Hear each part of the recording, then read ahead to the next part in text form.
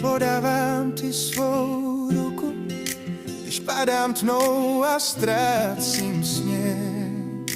Cítím tvoji sílu, která mě drží ve svém stínu.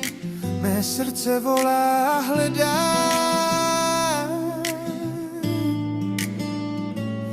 tvůj dech a já ti věřím, že nikdy nejsem sám. Bože, podávám ti svou ruku a prosím, vezmi mé strachy a ztracené sny.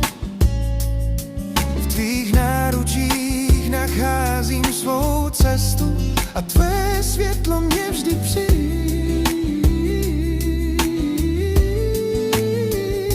Když bouře hněvem roztrhá můj den, ty jsi můj přístav, kde mé srdce najde klid. V každém kroku cítím